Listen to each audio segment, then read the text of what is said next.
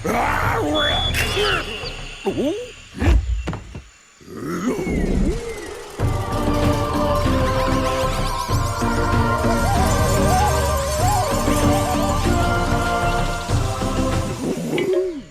up, everybody? This is Derek. And Kevin. And Kevin, I got a confession to make. I know for the last week I've had bananas and barrels on the brain.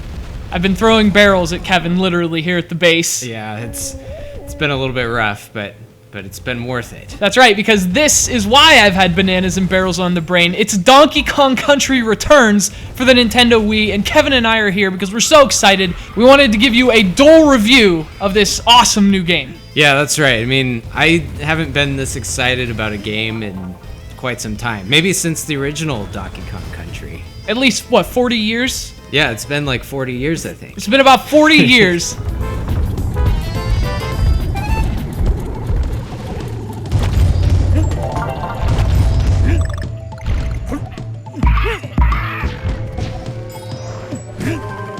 Well, obviously it hasn't been 40 years, but it's been a while. It's been at least a decade since Donkey Kong 64, which is sort of the last proper, true Donkey Kong game.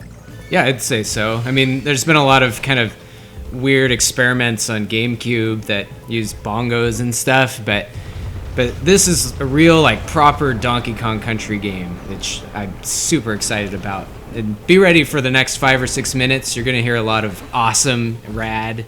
Wow! This game's amazing.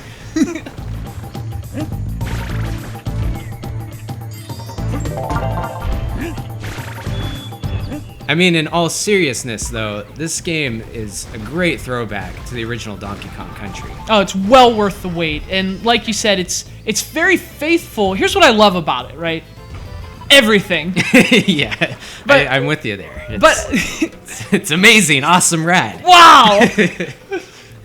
But obviously, one thing that's really great about it is it's faithful to the original, but it's also a little ambitious in its design. Yeah, definitely. I mean, when I'm playing this, I feel like it's wrapping up like my NES and SNES and Genesis experiences all into one like shiny, beautiful package. And it's pretty amazing. That's right. So you've got the mine carts. Oh yeah. You've got the classic music, but remixed.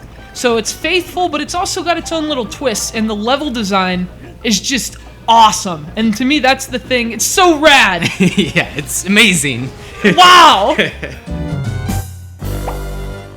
So obviously we're gushing, but the level design is just awesome. It combines, to me, I felt like it combines Donkey Kong Country with Donkey Kong Jungle Beat.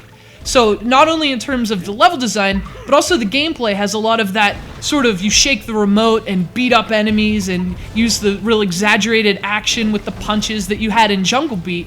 You also have that in Donkey Kong Country Returns, and obviously that wasn't a part of the original Donkey Kong Country trilogy.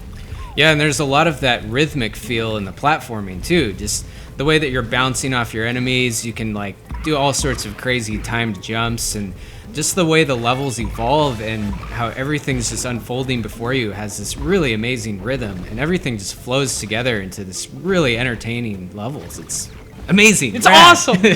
Yeah, the level design to me is the highlight of this. It's what makes it so much fun, and it actually gets better as the game goes on.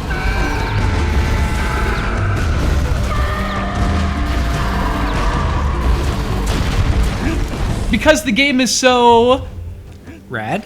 Awesome. Yeah. One might say pretty good. Wow. Oh, wow, amazing.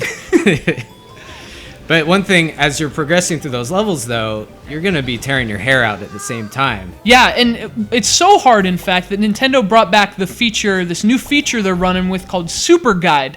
Now, if you haven't played New Super Mario Bros. Wii, what it is it's sort of like autopilot. And if you die a certain amount of times, I think it's 8 times on a certain level, this little pig shows up. And he'll tell you, hey, if you push plus, I'll do the level for you. And so Super Kong shows up. He's like a silverback, what is he? He's not old and feeble like Cranky Kong, but he's some like crazy Kong from the future or something. But he just dominates the level and you can watch the whole thing. Yeah, and then you learn from that. And here's the thing, I don't know how you feel about Super Guide, Kevin. I know a lot of gamers are sort of anti-Super Guide. I'm a big fan. And it's not that we use it all that much because we're obviously scholarly gamers. Yeah, that's right. But what it does do is it allows developers like Retro Studios to really push the difficulty of games. This game is way harder than you think it's going to be, and I think that's because Nintendo has Super Guide. It lets you get through the level if you can't, but it also allows the levels to be really hard for those of us who want that challenge. Yeah, I think it's great and makes it really approachable to all ages of gamers. They might, get really frustrated with a level they can't beat, so at least Super Kong's there to help them get through that and still experience the rest of the game without, just giving up on it. So I think it's great, but I still want to punch that pig in the face every time I see him. It's like, I don't want to use Super Guide. We don't need your help. Yeah, obviously we don't need any help, except maybe for this level. This level is in the first world. Yeah, it's pretty insane. And granted, it's not like a standard level. You have to unlock this level. But still, this is an unlockable level in the first world. Ray and I and Kevin all played this for like 3 hours before something clicked in my head. I just blacked out and got through it. Yeah, Derek was in a zen-like state. I don't even understand how it even happened, but he just... Oh, it's amazing. Wow! It was all the bananas. It was from Donkey Kong Week. Yeah, banana power definitely helped you out on that one.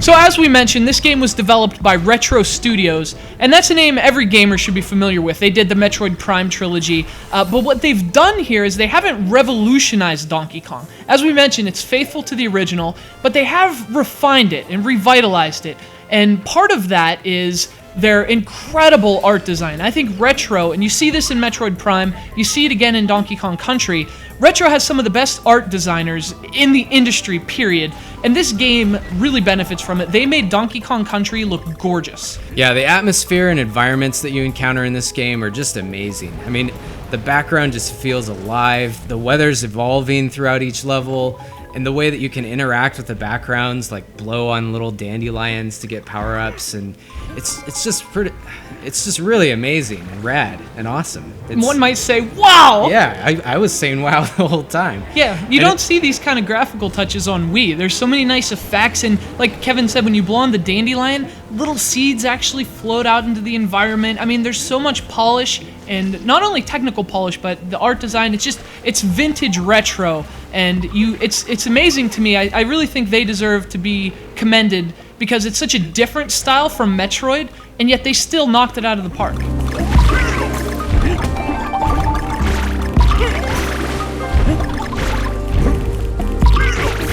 Although, it could have been cool if they had first-person Diddy Kong with like the coconut gun, and you could like use a banana vine grappling hook. Or maybe not, but the side-scrolling's awesome.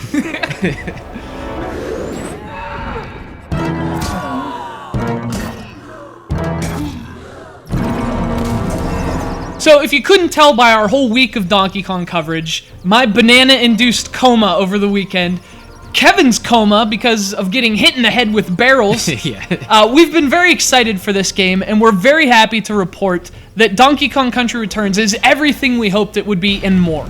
And you know when Kevin gets excited about a new game, because Kevin only gets excited about games that were released in the 80s. Yeah, that's right.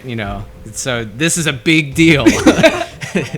No, I'm like freaking out right now. That's right. That's unusual. So Kevin and I are going to go play this some more. We highly recommend that you do the same and go buy a copy of the awesome Donkey Kong Country Returns.